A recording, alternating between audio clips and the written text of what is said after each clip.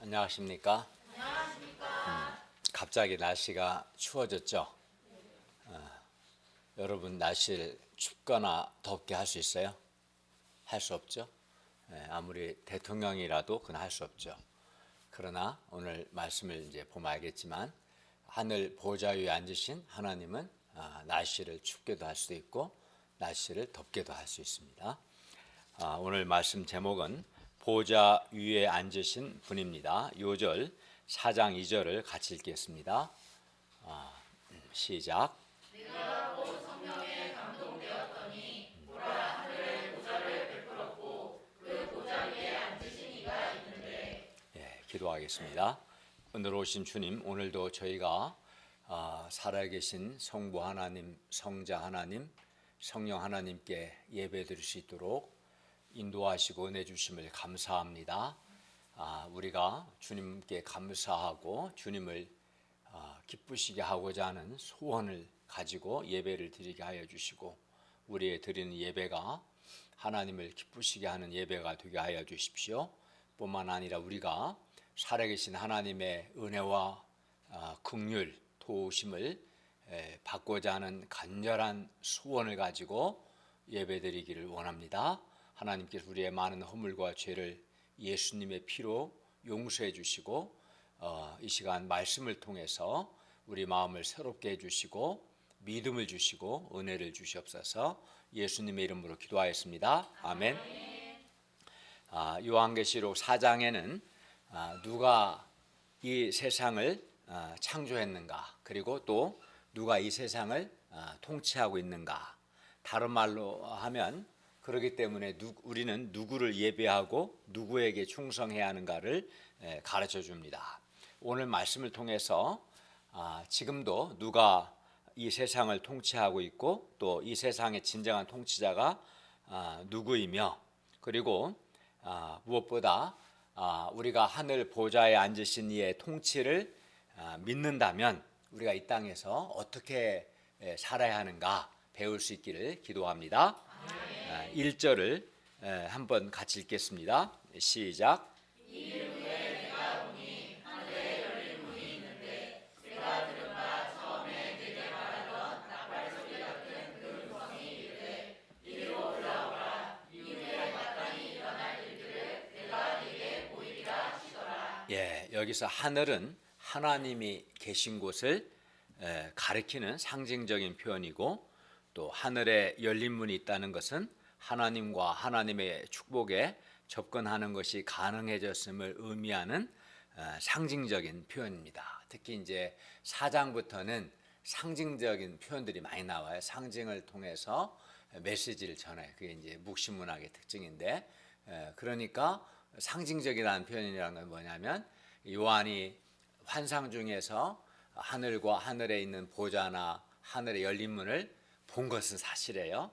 그렇지만 상징적인 표현이라는 것은, 그럼 우리가 로켓이나 인공위성을 타고 하늘 우주를 막 찾아보면 정말 이렇게 열린 문이 있는가?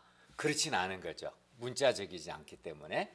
그러니까 그거를 두 가지, 그러니까 계시록 4장에서 22장 말씀은 요한이 실제로 본 환상이기 때문에 사실이다. 그러나 문자적인 표현이 아니라 상징적인 표현이다. 그래서 이 상징이 의미하는 바가 무언가를 이제 아는 게 중요합니다. 원래 에덴에서는, 우리가 창세기에 보면 에덴에서는 하나님께서 에덴을 거처 삼으셔서 에덴에 거니셨고, 또 아담과 하와는 에덴에서 하나님과 막힘없는 교제를 할 수 있었습니다. 그래서 에덴을 가리켜서 이제 하나님의 임재, 하나님의 임재하신 임재의 장소이면서 동시에 아주 에덴은 특수해요. 왜냐하면은 하늘과 땅에 구별이 없는 곳이기 때문입니다. 왜냐하면 에덴에는 하나님이 계시고 또 하나님, 또 사람도 있고 하나님과 사람이 교제할 수 있었던 특수한 곳이죠. 그래서 하늘과 땅이 구별이 없는 곳이었어요. 그러나 문제는 사람이 하나님, 우리가 창세기 3장에서 배운 것처럼 사람이 하나님께 범죄했고 그 결과 에덴 동산에서 쫓겨났어요. 그리고 하나님과의 교제가 딱 단절되어 버렸습니다. 오늘 1절 상징적인 표현을 사용한다면 하늘에 문 열린 거에 닫힌 거예요. 문이 닫혀버린 거죠. 하나님과 교제가 단절되는 것을 하늘의 문이 닫혔다 상징적으로 표현하는 겁니다. 그런데 예수님께서 우리를 사랑하셔서 우리 죄를 위해서 십자가에서 죽으시고 부활하신 것을 통해서 이 예수님을 통해 우리 죄를 위해 죽으시고 부활하신 예수님을 통해서 닫혀있던 인간의 죄로 인해 닫혀있던 하늘의 문이 열리게 된 거죠. 하늘의 문이 열렸다는 것은 우리가 예수님을 통해서 하나님께 나아갈 수 있게 되었다. 그래서 예수님께서 나는 길이요 진리요 생명이 나로 말미암지 않고는 아버지께 갈 수 없다. 즉 예수님을 통해서는 하나님께 나아갈 수 있게 되었다. 이거를 이제 상징적으로 어떻게 표현한가요? 하늘의 열린 문, 하늘의 문이 열렸다 이렇게 표현한 거죠. 즉 예수님의 죽으심과 부활을 통해서 첫째는 하나님 나라가 이 땅에 도래하고 우리의 구원이 시작된 거예요. 예수님이 십자가에 죽으신과 부활을 통해서. 그리고 구원은 시작돼. 구원은 언제 완성됩니까? 우리 시작만 됐지 아직 완성은 안 됐죠. 예수님께서 재림하실 때, 다시 오실 때 새하늘과 새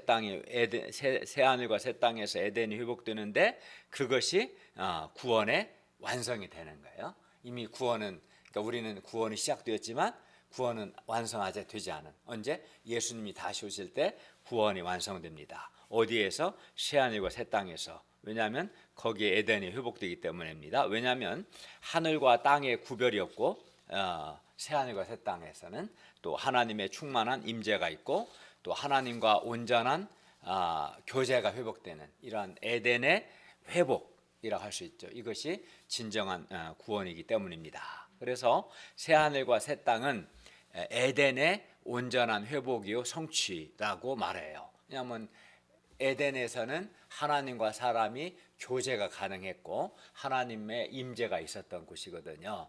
근데 인간이 범죄하면서 에덴에서 쫓겨났는데 새하늘과 새 땅에서 이 에덴이 회복되는, 즉 하나님의 충만한 임재가 이루어지고 하나님과 온전한 교제가 이루어지기 때문에 그렇습니다. 뿐만이 아니에요. 여기서 1절에 하늘의 열린 문을 봤는데 하늘의 열린 문이 있다는 것은 또한 예수님 안에서 우리의 기도가 그 열린 문을 통해서 하늘로 올라가고 또 하나님의 도우심이 하늘에서 우리에게 내려오게 되었다는 것을 의미합니다. 그러니까 세상의 문들이 다 닫힐지라도 하늘로 향한 문, 즉 하나님께로 향하는 문이 열려 있는 한 우리는 희망이 있어요.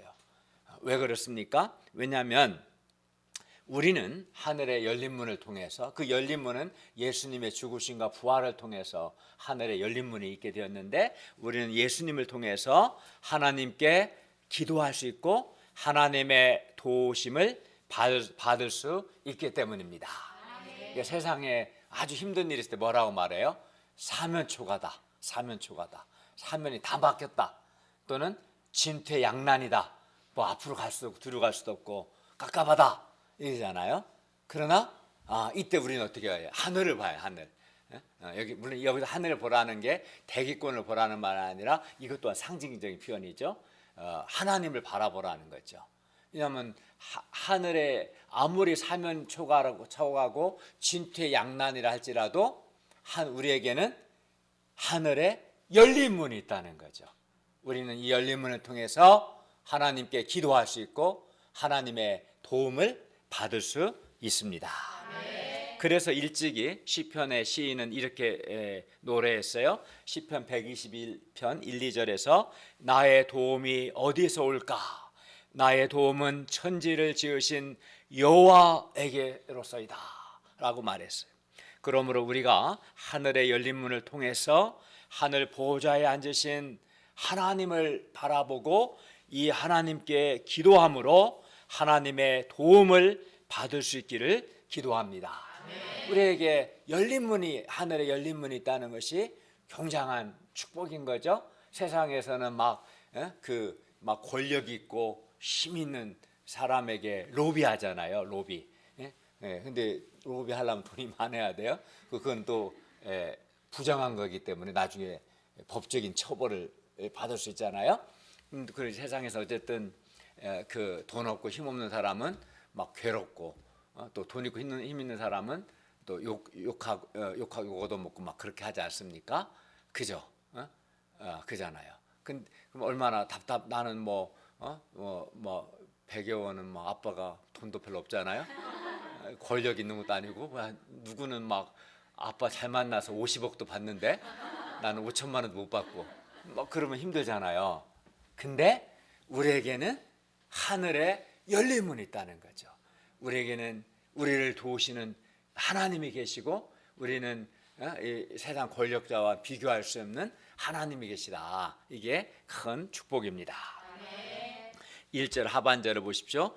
처음에 내게 말하던 나팔 소리 같은 그 음성은 1장 10절 부활하셔서 승귀하신 예수님의 음성입니다. 예수님께서 요한에게 말씀하셨어요. 1절 하반절을 보십시오. 이리로 올라오라. 그 하늘의 열린 문을 통해서 하늘로 올라오라는 거예요. 그러면 이후에 마땅히 일어날 일들을 내가 너에게 보이리라. 여기서 이후에 마땅히 일어날 일들은 1장 1절 반드시 속히 일어날 일들과 같은 겁니다. 그리고 여기서 이후에 마땅히 일어날 일들은 우리가 이미 살펴본 것처럼 요한계시록 6장부터 22장에 기록된 내용들이 이후에 마땅히 일어날 일들입니다. 1차적으로 이 6장에서 22장의 핵심 내용은 이겁니다. 1차적으로는 당시 하나님의 교회를 박해하고 있었던 큰 성 바벨론, 당시 하나님의 교회를 박해하고 있던 큰 성 바벨론을 로마 제국인데 큰 성 바벨론으로 표현했는데, 이 로마 제국이 멸망한다는 거예요. 그리고 최종적으로는 예수 그리스도께서 다시 오셔서, 즉 재림하셔서 사탄과 사탄에게 속한 자들을 불못에 던지셔서 그들을 심판하신다는 것. 반면 하나님의 교회는 승리하고 영광스럽게 되어서 새하늘과 새 땅에서 성부 하나님과 예수 그리스도와 함께 영원히 거하고 복을 누리게 된다. 이것이 이제 6장에서 22장 내용이고, 여기 1절 하반절에 이후에 마땅히 일어날 일들입니다. 그러니까 요한계시록은 교회, 우리 한강 교회지 않습니까? 하나님의 교회의 최종적인 승리와 영광에 대해서 말씀합니다. 요한은 하늘의 열린 문을 통해서 하늘에 올라가서 이후에 마땅히 일어날 일들을 보게 됩니다.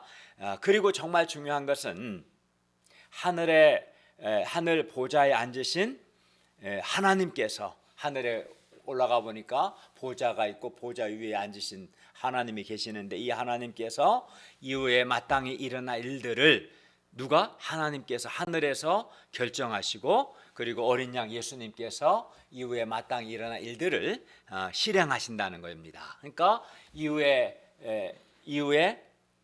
마땅히 일어날 일들을 누가 결정하는 거예요?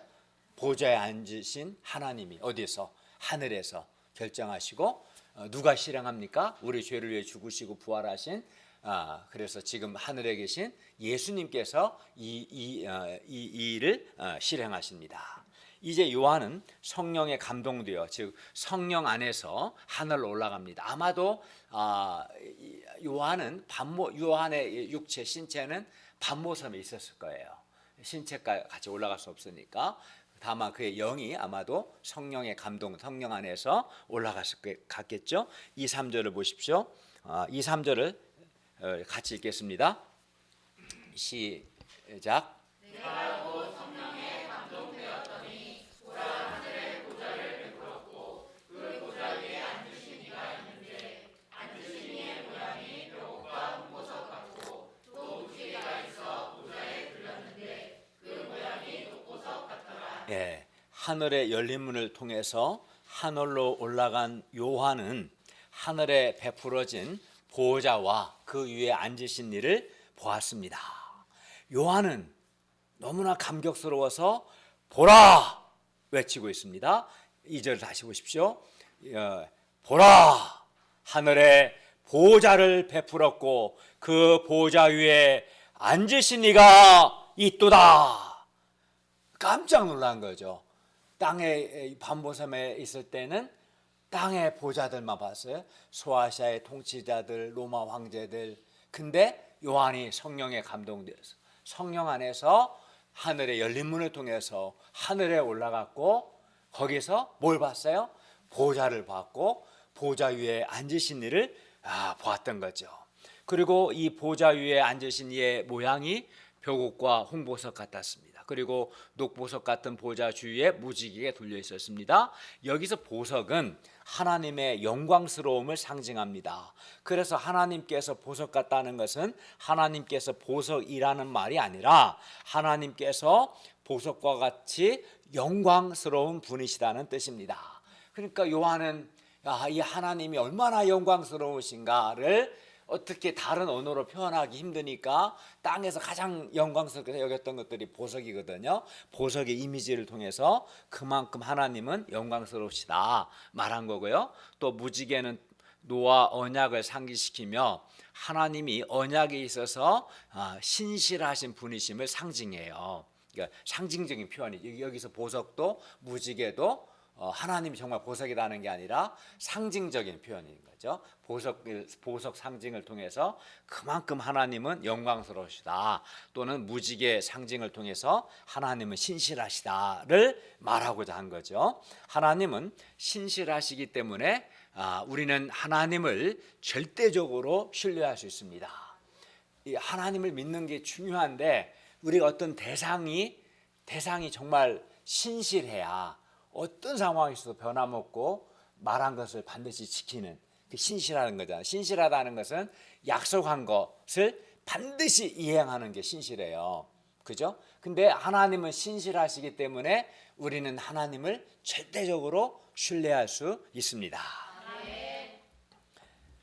무엇보다 보좌는 이제 왕이 앉아 있는 왕자죠. 보좌, 왕자 같은 말이에요. 왕이 앉은 의자를 보좌라고 하지 않습니까? 이 보좌는 통치자가 앉는 의자로서 다스림, 통치를 상징합니다. 그러니까 실제 문자적으로 하나님이 뭐 하늘 어떤 우주 어떤 특정한 공간에 의자가 있고 앉아 계신다 이게 아니고 상징적인 표현인 거죠. 4장부터는 대부분. 그래서 하나님이 통치하고 계신다. 온 우주를 세상을 이거를 이제 표현한 거예요. 상징적인 언어를 통해서. 그래서 하늘에 있는 보좌는 한마디로 하나님께서 온 세상을 다스리고 계신다라는 것을 가리킵니다. 하나님께서 하늘에서 온 세상을 통치하고 계십니다. 그러니까 요한이 하늘의 열린 문을 통해 하늘에 올라가기 전에는 잘 몰랐던 건데 하늘에 올라가서 보니까 진짜 세상을 통치하고 계시는 분은 하늘 보좌에 앉으신 하나님이시구나 이걸 보게 된 거죠. 그래서 계시록 6장부터 22장은 하늘 보좌 위에 앉으신 하나님께서 세상을 어떻게 통치하고 계시는가. 그러면 하나님이 통치하신다는데 어떻게 통치하고 계시는가? 그 핵심이 뭔가? 이제 그걸 보여주는데 하나님의 통치의 핵심은 심판과 구원을 통해서 최종적으로 나타납니다. 4절부터 11절은 24장로와 네 생물이 누가 나와요? 등장인물이 이제 지금까지 가장 핵심 주인공이 누구였어요? 보좌 위에 앉으신 분이고 그 다음에 제2주연 또는 보조가 누구예요? 네 생물, 보좌 주위에 있는 또 24장로.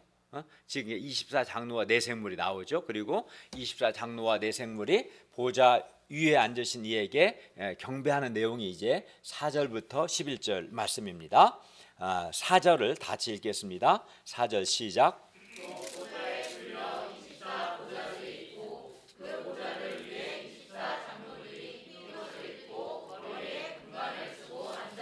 예.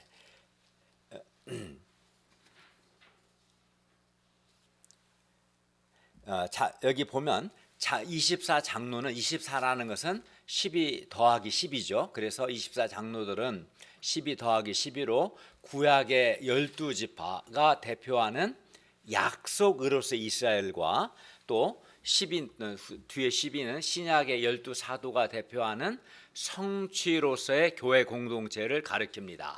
약속으로서 이스라엘 12지파와 성취로서 신약의 교회 공동체. 그러니까 여기서 말하는 24장로는 한마디로 이 약속으로서 구약의 하나님의 백성과 또 그 성취로서 신약의 하나님의 백성으로 구성된 하나님 백성 전체를 가리키는 표현이에요. 여기서 24장로는 구약과 신약의 하나님의 구원받은 백성 전체를 가리킨다 볼 수 있어요. 그리고 흰 옷은 그들이 예수 그리스도의 피로 죄를 씻음 받고 세상과 타협하지 않고 순결하고 거룩한 삶을 산 이긴 자들임을 의미합니다. 흰 옷도 사실 상징적인 표현이에요. 정말 우리는 다 하얀색만 입고 있을까요? 그렇지는 않겠죠. 흰 옷은, 검정 옷은 더럽잖아요. 흰 옷은 깨끗하잖아요. 그래서 흰 옷은 예수님의 피로 죄를 씻음 받고 흰 옷을 입었다는 것은 이 사람은 세상과 타협하지 않고 거룩하고 순결한 삶을 산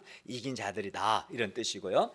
금관도, 그럼 우리가 다 문자적으로 금관을 쓰고 있을까? 그렇지는 않고 금관은 영광을 상징합니다. 그리고 이렇게 이긴 자들은 3장 21절에서 약속한 것처럼 예수님과 함께 보좌에 앉게 됩니다. 근데 당시 세상적인 관점에서 볼 때 특히 요한계시록이 AD 95년경에 기록되었는데 당시 교회는 오늘날과 달리 특히 당시 교회는 매우 소수였어요. 수적으로 봤을 때.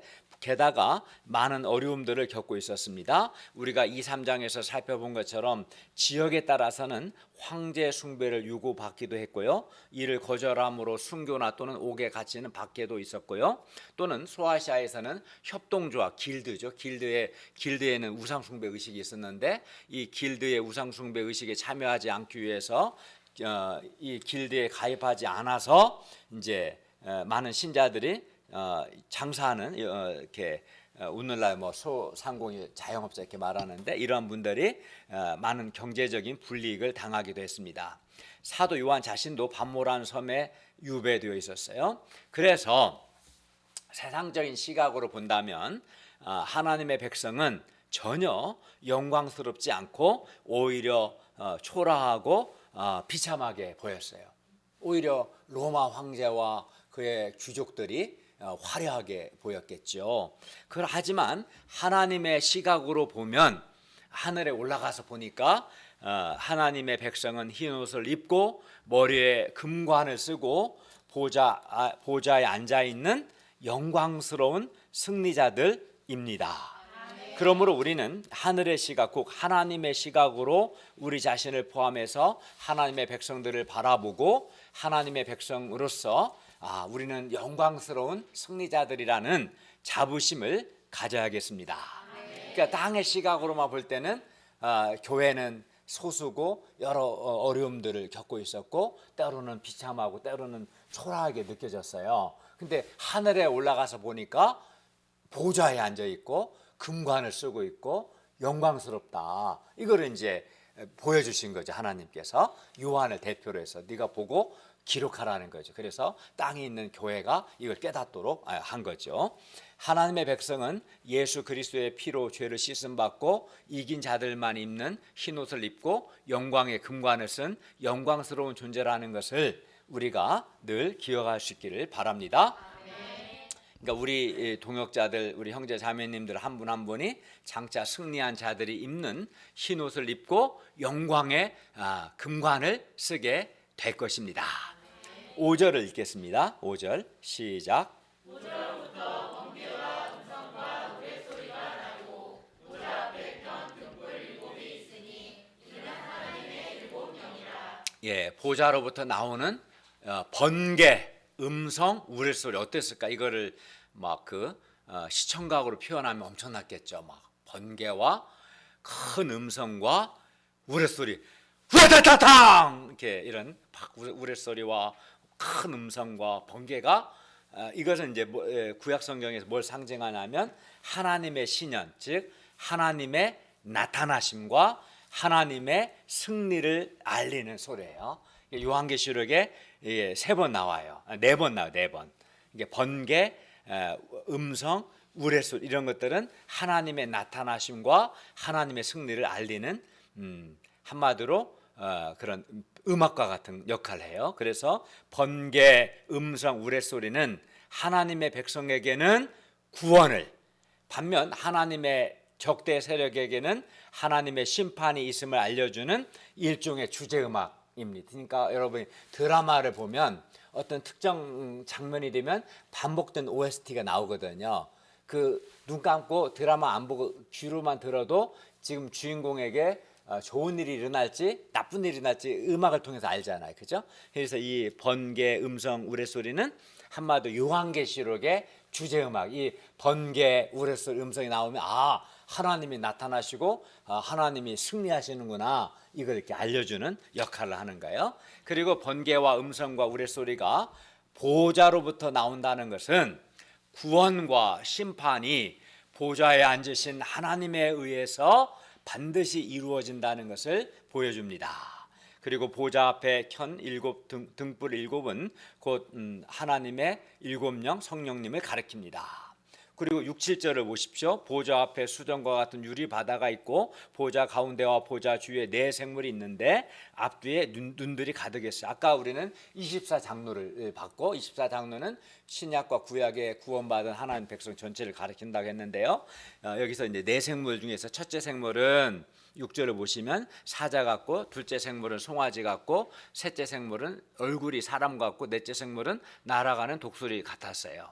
여기서 수정과 같은 유리 바다는 하늘 성전의 거룩함을 상징하고, 보좌 가운데와 보좌 주위에 있는 이 네 생물은 모든 피조물을 가리켜요. 4라는 숫자는 지상 전체를 가리키거든요. 그 네 생물은 모든 피조물, 24장로는 구약과 신약의 구원받은 하나님 백성 전체를 가리키는 상징적인 표현이에요. 그러니까 실제로 나중에 하늘에 올라가면 네 생물이 앉아 있는가, 그렇진 않아요. 그러니까 요한이 성령 안에서 이 환상을 본 것은 사실적인 표현이지만 문자적이지 않고 이 네 생물을 보여주신 것은 모든 피조물이 하나님을 이제 경배하고 있다, 이걸 보여주는 거죠.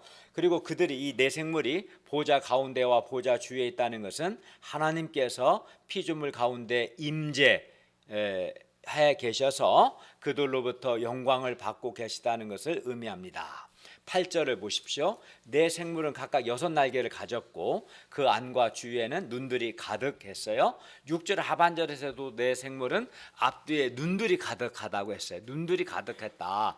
네 생물은 그들의 많은 눈으로 온 세상을 살피며 세상에 하나님의 뜻을 실행하는 역할을 해요. 계시록에서 실제로 6장 1절부터 8절에서 네 생물이 처음 요한계시록 인 나팔 대접 심판 중에서 처음 4개의 인 심판을 주도하는 역할을 해요, 이 네 생물이.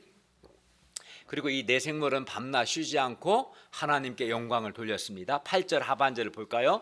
거룩하다 거룩하다 거룩하다 주 하나님 고 전능하신 이여, 전에도 계셨고 이제도 계시고 장차 오실 이시라. 네 생물은 하나님의 거룩하심과 하나님의 전능하심과 하나님의 영원하심을 뭐 했어요? 찬양했어요. 하나님께서 거룩하시다는 것은 하나님은 조금의 죄도 악도 더러움도 없을 뿐만 아니라 하나님은 피조물과는 근본적으로 구별된 분으로서 하나님의 전능성, 하나님의 영원성, 하나님의 영광을 나타냅니다. 하나님은 이렇게 거룩하실 뿐만 아니라 또 하나님은 전능하시다고 그랬죠. 8절에 하나님은 전능하시다는 것은 하나님은 땅의 보좌에 앉은 자들과는 근본적으로 다르다는 것입니다. 그래야 전능하신 하나님은 땅에 있는 모든 보좌들보다도 높으신 분이고 실제로 온 세상을 다스리고 계십니다. 하나님은 또 전에도 계셨고 이제도 계시고 장차 오실 이십니다. 즉 하나님은 피조물과 달리 우리는 누구도 전에도 있었고 지금도 그러진 않잖아요. 하나님은 이 전에도 계셨고 이제도 계시고 장차 오실이라는 것은 하나님은 피조물과는 달리 영원하신 분으로서 반드시 다시 오셔서 구원과 심판을 행하신다는 뜻입니다. 보좌에 앉으신 하나님만이, 보좌 위에 앉으신 하나님만이 거룩하시고 전능하시고 또 영원하시기 때문에, 그렇죠? 하나님 외에 누가 거룩하고 영원하다 할 수 있겠어요? 누가 전능합니까? 없죠. 오직 하늘 보좌 위에 앉으신 하나님만이 거룩하시고 전능하시고 영원하시기 때문에 하나님은 모든 피조물로부터 영광과 경배와 감사와 찬송을 받으시기에 합당합니다. 그러니까 영광, 경배, 감사, 찬송을 받으시기 합당하려면 그 많은 자격이 있어야죠. 근데 오직 하나님만이 영원하시기 때문에, 거룩하시고 전능하시기 때문에 영광과 경배와 감사, 찬송 받으시기 합당합니다. 그래서 내 생물이 밤낮 쉬지 않고 하나님께 영광을 돌립니다. 9절을 보십시오. 그 생물들이 보좌에 앉으사 세세토록 살아계신 이에게 영광과 존귀와 감사를 돌렸습니다. 그리고 10절과 11절은 24 장로들, 곧 구원받은 하나님의 백성들이 하나님을 경배하고 있는 모습입니다. 그러니까 8, 9절은 내 생물, 모든 피조물들이 하나님께 경배하는 내용이라면 10절과 11절은 24 장로, 즉 구원받은 하나님의 백성들이 하나님께 경배하고 있는 모습입니다. 10절을 보십시오. 24 장로들이 보좌에 앉으신 이 앞에 엎드려 세세토록 살아계신 이에게 경배하고 자기의 관을, 금관을 보좌 앞에 드리며 찬송합니다. 여기서 경배는 예배입니다. 그리고 24 장로들이 자기들이 쓰고 있는 금관을 보좌 앞에 드리는 것은 이 자기들이 쓰고 있는 금관 자체가 보좌에 앉으신 하나님께서 주신 것이라는 것을 알기 때문입니다. 24 장로들은 보좌 위에 앉으신 하나님을 찬양합니다. 11절을 다 같이 읽겠습니다. 11절입니다. 시작. 우리 주 하나님이여 영광과 존귀와 권능을 받으시는 것이 합당하오니 주께서 만물을 지으신지라 만물이 주의 뜻대로 있었고 또 지으심을 받았나이다 하더라. 예. 아까 8절과 9절은 내 생물들이 하나님께 경배하고 찬송했다면 10절 11절에서 24 장로들이 주 하나님께 경배하고 찬양했습니다. 우리 주 하나님이여 영광과 존귀와 권능을 받으시는 것이 합당합니다 라고 11절 상반절에 찬송했죠.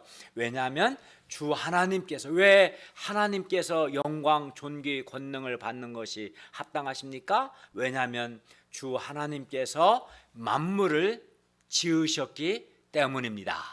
주 하나님은 만물을 지으신 창조주 하나님이시기 때문에 경배와 찬양을 받으시기에 합당하십니다.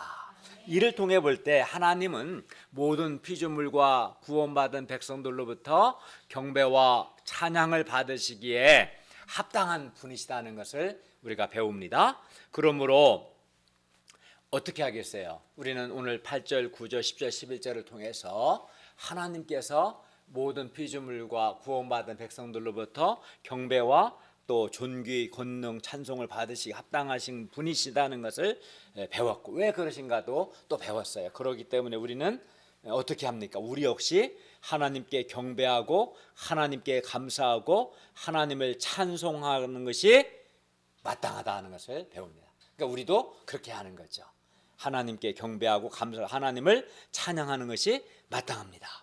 왜? 하나님이 우리를 창조하셨고 하나님만이 전능하시고 영원하시고 거룩하신 분이시기 때문에. 그리고 여기서 우리가 하나님께 경배하고 찬양한다는 것은 지금 예배드리는 이 주일 예배 때만 그렇게 하는 것이 결코 아닙니다. 주일 예배를 포함해서 우리의 모든 삶에서 우리는 하나님께 감사하고 하나님께 경배하고 하나님을 찬양하는 삶을 살아야 합니다.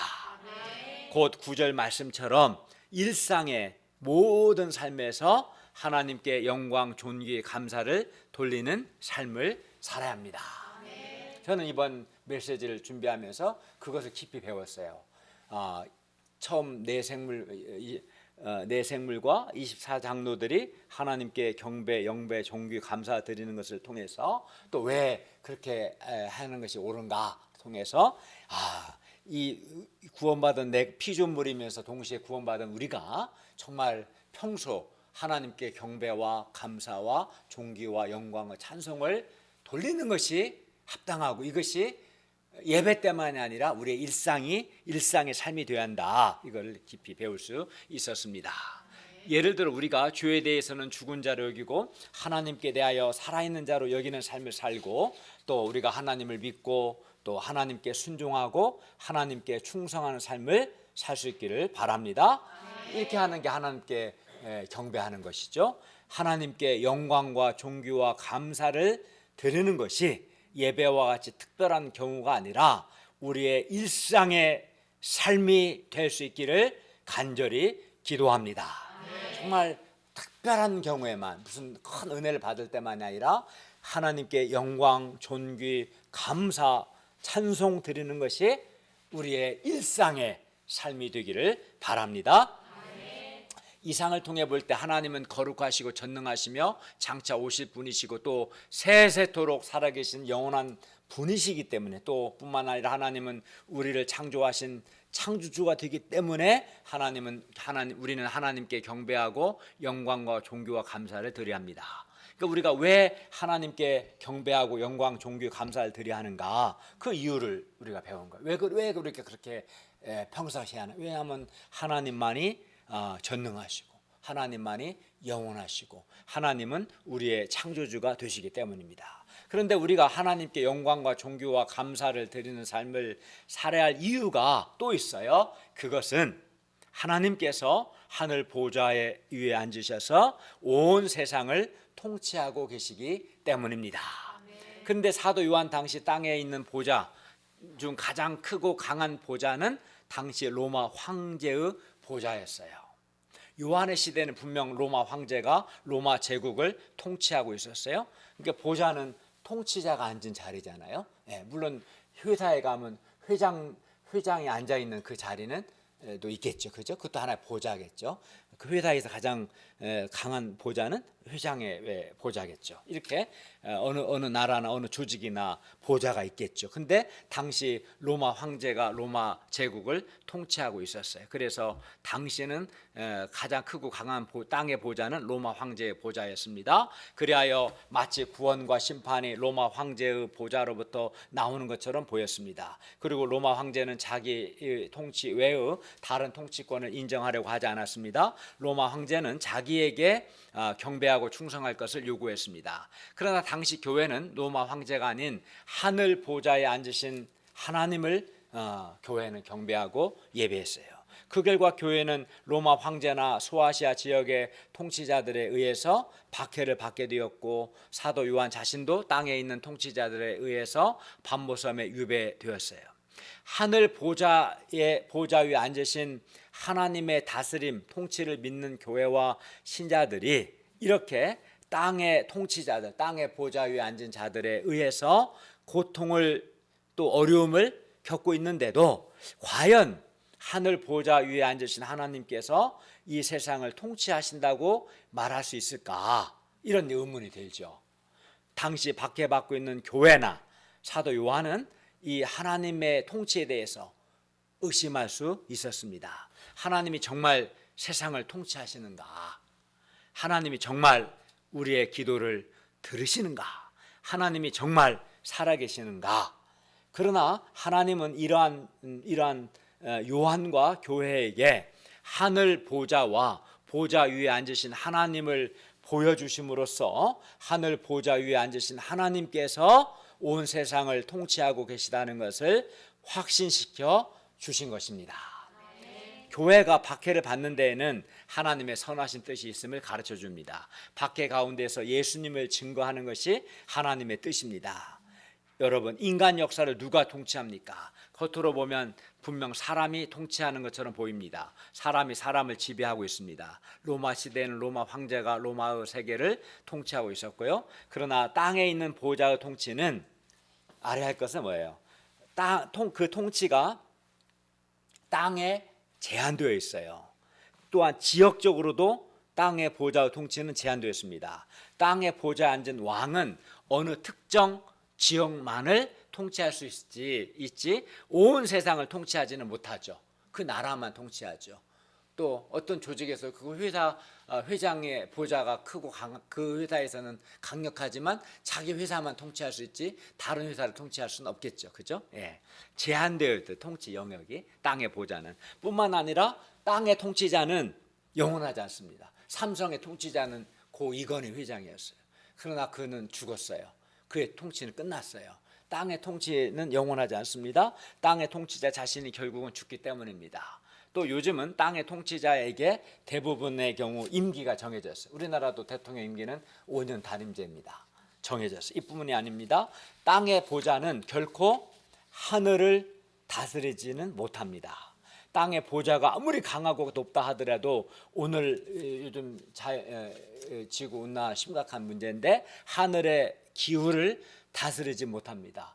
땅의 통치자가 뭐 비를 내리게 하고 안 내리게 하고 춥게 하고 따뜻하게 하고 이걸 못해요. 땅의 통치자는 한계가 있어요. 또 이정 원장님, 땅의 통치자는 사람을 죽일 수는 있어도 죽은 사람을 살리지는 못해요. 땅의 보좌, 땅의 통치자. 보좌는 통치자를 가리키니까요. 하늘의 권세 잡은 자들, 곧 악의 귀신과 같은 사탄과 같은 악의 세력들을 땅의 통치자가 제어하지 못합니다. 오히려 땅의 보좌에 앉은 통치자 자신이 이런 악의 세력의 지배를 받을 때가 많습니다. 그러나 이런 땅의 통치자, 땅의 보좌, 땅의 통치자들과는 달리 하늘 보좌 위에 앉으신 하나님은 정말 땅과 하늘, 온 우주, 온 세상을 통치하십니다. 하나님은 자연의 세계도 통치하시고요, 악한 영들의 세계도 다스리시고요, 사람을 죽일 뿐만 아니라 죽은 사람을 살리기도 하십니다. 하늘 보좌 위에 앉으신 하나님은 왜 그렇습니까? 전능하시고 세세토록 계신 영원하신 분이시기 때문에 그렇습니다. 또 하늘 보좌 앉은 하나님이 세상을 창조하셨기 때문에 그렇습니다. 그래서 내 생물은 하늘 보좌 위에 앉으신 이를 이렇게 찬양했어요. 거룩하다 거룩하다 거룩하다 주 하나님 곧 전능하신 이여, 전에도 계셨고 이제도 계시고 장차 오실 분이시다. 누구한테 우리가 이렇게 말할 수 있겠어요? 새 땅의 보좌 누구에게도 전능하시다고 할 수 있겠어요? 전에도 계셨고 이제도 계시고 장차 오실 분이 이렇게 말할 수 없겠죠. 오직 하늘 보좌 위에 계신 하나님께만 이렇게 전능하시니요, 전에도 계셨고 이제도 계시고 장차 오실 분이십니다 라고 말할 수 있는 거죠. 하늘 보좌 앉으신 하나님께서 온 세상을 다스리시고 구원도 하시고 심판도 하십니다. 그리하여 하나님의 교회는 새 하늘과 새 땅에서 장차 영광스럽게 되고 영원히 복을 누리게 됩니다. 반면 사탄과 그에게 속한 자들은 불과 유황이 타는 불못에 던져져서 거기서 영원히 형벌을 받게 될 것입니다. 세상은 그냥 저절로 돌아가거나 로마 황제와 같은 권력자에 의해서 움직이는 것이 아니었습니다. 하늘 보좌 위에 앉으신 하나님에 의해서 움직이고 있었습니다. 보좌 위에 앉으신 하나님으로부터 심판도 나오고 구원도 나오고 있었습니다. 그러므로 진짜 보좌는 땅에 있는 보좌가 아니라 하늘에 있는 보좌입니다. 땅의 보좌는 너무나 제한되어 있어요. 능력이, 또 기간도 마찬가지고요. 그러나 하늘 보좌 위에 계신 하나님의 통치는 그렇지 않죠. 하늘 보좌 위에 앉아 계신 하나님이 진짜 통치자입니다. 요한이 하늘 열린 문을 통해서 하늘 보좌 위에 앉으신 하나님께서 온 세상을 통치하고 계심을 보았을 때 요한의 마음이 아주 밝아졌어요. 왜냐하면 이 하늘 보좌 위에 앉으신 하나님은 우리가 믿는 하나님이시거든요. 우리가 믿는 하나님이 정말 온 세상의 통치자이시구나, 그거를 하늘의 열린 문을 통해 하늘에 올라가서 그것을 보고 확인하니까 마음이 너무나 기쁘고 밝아졌어요. 요한은 교회의 최종적인 승리와 영광에 대한 확신이 있었기 때문에, 이 하나님으로 말미암아 교회의 승리와 영광의 확신이 있었기 때문에 기쁨과 감사로 하나님을 경배하고 하나님을 찬양하며 하나님께 충성할 수 있었습니다. 그래서 하나님이 미리 보여주신 거예요. 요한을 통해서. 요한계시록은 두 가지예요. 하늘과 종말의 관점에서. 땅에서는 안 보여요. 땅에서는 땅의 보좌만 보이잖아요. 하늘에 올라가야 하늘 보좌 위에 계신 하나님이 보이잖아요. 그래야 또 하늘 보좌 위에 계신 하나님이 이후에 마땅히 일어날 일들을 쫙 파노라처럼 보여주시잖아요. 그걸 딱 봐야 확신이 생기는 거죠. 그렇구나. 요한이 그걸 보고 보니까 기쁨과 감사로 하나님을 경배 찬양할 수 있었어요. 요한은 아시아에 있는 7 교회뿐만 아니라 하나님의 모든 교회가 하늘 보좌 위에 앉으신 하나님께서 온 세상을 통치하고 계신다는 것을 바라보기를 원했습니다. 그리하여 교회의 최종적인 승리와 영광에 대한 확신을 가지고 이 땅에서 그 옷이 더럽혀지지 않는, 즉 이 땅에서 세속화되지 않고 세상과 타협하지 않고 예수님을 증거하는 이기는 자의 삶을 살기를 원했습니다. 아마 우리가 내년 3월 달에 대통령 선거 있지 않겠어요? 누가 될지 민주당은 대통령 후보가 선출되었지만 국민의힘은 누가 될지 모르겠어요. 둘 중 한 사람 되겠죠. 또 내년에 대통령이 누가 될지 여러분 압니까? 모르죠. 별 관심도 없겠지만, 물론 관심 있는 사람 있겠지만, 근데 만약에 그거를 정말 안다면 아마 정치인들은 그 사람한테 올인하지 않겠어요? 그잖아요. 기업도 그 사람한테 여러 루트를 통해서 다 접근하려고 할 거예요. 그걸 확실히 안다면 그 5년 동안 그 사람한테 달렸다고 생각하고, 그죠? 거기다가 줄을 대고 올인할 겁니다. 여야도 필요 없어요, 그죠? 확실히 안다면. 마찬가지예요. 누가 정말 통치자인가, 누가 구원도 하고 심판도 하는가, 그걸 정말 안다면 내가 정말 충성해야 하고 경배해야 할 분이 누군가, 우리 회사 회장님인가, 아니면 우리 회사 은행장인가, 아니면 보좌 위에 계신 하나님이신가, 그걸 분명히 알면 내가 충성하고 신뢰하는 대상이 달라지지 않겠습니까? 그렇죠. 하늘 보좌 위에 앉으신 하나님을 바라보고 이기는 자의 삶을 산 대표적인 사람이 다니엘이었어요. 다니엘은 바벨론 느부갓네살 왕에 의해서 바벨론의 포로로 끌려갔어요. 한마디로 포로 소년이었어요. 어떻게 보면 이런 아프가니스탄 그 제일 힘든 나라잖아요. 그 아프가니스탄 난민, 얼마 전에 어디였죠? 우리 최근에 우리 한국이 받아준 진천 지역 말고 그 나라가 어느 나라에서 왔죠? 그 아프가니스탄이었나요? 그 우리가 봤을 때 그 아프가니스탄 우리 온 그 난민 그 소녀 한 10대 중반 후반 정도 되는 얼마나 초라해 보여요, 그죠? 우리 그 나라에 비하면 우리 대한민국은 선진국이잖아요. 아프가니스탄에 꽤 우리가 몇백 명 이렇게 받아들였잖아요. 진천에 있다고 하지 않습니까? 그 한 예원이 정도 나이 되는 그런 포로 소년에 불과한, 그게 다니엘이었어요. 나라가 망하고 포로로 끌려갔어요. 어떻게 보면 더 열악한 거죠. 그런데 당시 온 세상이 이 느부갓네살 왕의 통치 아래 있었어요. 강력한 군주였죠. 다니엘이 땅에 있는 바벨론 황제의 보좌만 보았다면 그는 낙심하고 절망하고, 내가 살아남기 위해서 이 바벨론과 타협해야겠구나, 바벨론에게 충성해야겠구나, 이렇게 생각하고 바벨론과 타협하려고 했을 겁니다. 땅의 보좌만 바라보았다면. 그러나 다니엘은 하늘 보좌 위에 앉으신 하나님을 그는 바라보았고 하나님의 통치를 믿었어요. 그렇기 때문에 그는 바벨론 우상 문화와 타협하지 않았고 믿음의 순결과 중심을 지키고 날마다 살아계신 하나님께 기도하며 하나님을 섬기는 삶을 살 수 있었습니다. 물론 이 과정에서 오해도 있었고 박해도 있었지만 또 억울함도 있었지만 결국 하늘 보좌에 앉으신 하나님의 도우심으로 다니엘은 결국은 승리하고 하늘의 별과 같이 빛나는 인생을 살게 되었어요. 그는 진짜 그 포로 소년에 불과했는데 바벨론 제국에서 왕조가 4번이나 바뀌는데도 그는 총리로서 승리하는 삶을 살 수 있었어요. 그 비결은 그가 하늘 보좌 위에 앉으신 하나님의 통치를 믿었기 때문에 그는 세상과 타협하지 않고 이 하나님께 기도하고 하나님께 절대 복종했기 때문에 이게 가능했어요. 이렇게 하늘 보좌 위에 앉으신 하나님을 바라보고 하나님의 통치를 믿는 사람은 하나님의 백성의 정체성을 지키고 이기는 자의 삶을 살게 됩니다.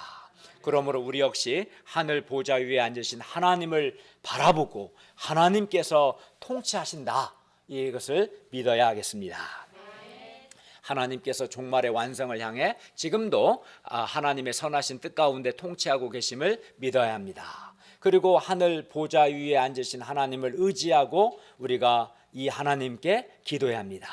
그때 하늘 보좌 위에 앉으신 하나님께서 우리의 기도를 들으시고 우리를 도와주시고 우리를 인도해 주시며 합력하여 선을 이루실 것입니다. 왜 그렇습니까? 우리가 배운 것처럼 하늘 보좌 위에 앉으신 하나님은 전능하신 분이시고 창조주가 되시고 영원한 분이시기 때문에 능히 우리를 도우실 수 있습니다. 예, 그리고 그 하늘 보좌 위에 앉으신 하나님께서 예수님 믿는 자가 최종적으로 새하늘과 새 땅에서 영생을 누리며 영광스러운 삶을 살게 하실 뿐만 아니라 현재적으로도 우리의 기도를 들으시고 우리를 도와주시고 우리를 인도해 주십니다. 하나님께서 합력하여 선을 이루십니다. 이 사실을 우리는 여러 사건들을 통해서 경험하고 확신할 수 있었습니다. 공동체적으로나 개인적으로. 지금도 하늘 보좌 위에 앉으신 하나님께서 우리를 통치하고 계십니다. 땅에서는 땅의 보좌가 매우 커 보이지만 하늘 보좌에서 내려다보면 땅의 보좌는 너무나 작아서 잘 보이지도 않습니다. 한참을 찾아야 보일 겁니다. 그런데 우리의 문제도 마찬가지입니다. 땅에서는 우리가 직면한 여러 문제들이 너무나 커 보이고 또 우리 힘으로는 어찌할 수 없는 불가능해 보일 때가 있습니다. 그래서 마음이 어두워질 때가 있어요. 땅에서는 내 문제가 너무 커 보이고 나는 무능해 보이고 그럼 마음이 어두워지죠. 그러나 하늘 보좌 위에 앉으신 전능하신 하나님께서 보실 때 우리의 문제 역시 아주 작은 문제에 불과합니다. 그리고 전능하신 하나님께서 우리를 도와주십니다. 오늘 말씀을 통해 볼 때 하늘 보좌 위에 앉으신 하나님께서 진짜 통치자이시고 하늘 보좌 위에 앉으신 하나님께서 우리의 기도를 들으시고 우리를 도우시고 우리를 인도하십니다. 무엇보다 우리에게 최종적인 승리와 영광을 주십니다. 그러므로 우리가 우리의 진짜 통치자 되시는 하늘 보좌 위에 앉으신 하나님께 경배하고 충성하고 감사하는 삶을 살 수 있기를 바랍니다. 이것이 우리의 일상의 삶이 되기를 기도합니다. 기도하겠습니다. 은혜로우신 주님, 오늘 말씀을 통해서 하늘 보좌 위에 하나님이 계시고 하나님이 통치하고 계심을 가르쳐 주셔서 감사합니다. 또 이 하나님께서 우리의 기도를 들으시고 우리를 도우심을 감사하고 또 교회의 최종적인 승리와 영광을 주심을 감사합니다. 그렇기 때문에 우리가 하나님의 통치를 믿고 그래서 실제로 날마다 하나님께 기도하고 하나님의 도우심을 받는 삶을 살게 해주시고 또 이 세상과 타협하지 않고 신자의 정체성을 지키고 이기는 삶을 살고 무엇보다 주님께 경배와 찬송과 감사가 우리의 일상의 삶에 되게 하여 주시옵소서. 예수님의 이름으로 기도하였습니다. 아멘.